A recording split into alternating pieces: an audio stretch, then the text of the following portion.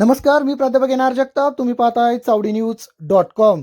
सासवड येथून एक धक्कादायक बातमी हाती येते. सासवड येथे एकाचा खून झाल्याची धक्कादायक घटना घडली आहे.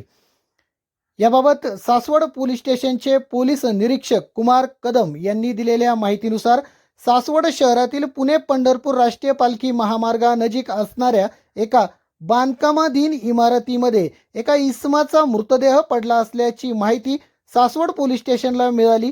याबाबत सासवड पोलीस स्टेशनचे पोलीस निरीक्षक कुमार कदम हे पोलीस पथकासह घटनास्थळी दाखल झाले असता या ठिकाणी त्यांना एका मध्यमवयीन व्यक्तीचा मृतदेह आढळून आला.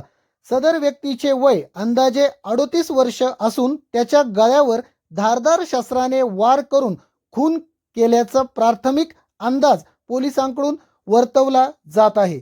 सदर मृतदेह शवविच्छेदनासाठी सासवड येथील ग्रामीण रुग्णालयात पाठवण्यात आला असून पुढील तपास सासवड पोलीस स्टेशनचे पोलीस निरीक्षक कुमार कदम यांच्या मार्गदर्शनाखाली सुरू आहे. एकंदरीतच या घटनेमुळे सासवड शहरात मोठ्या प्रमाणात खळबळ उडाली असून याबाबत नागरिकांमध्ये उलटसुलट चर्चांना देखील उधाण आलेलं आहे.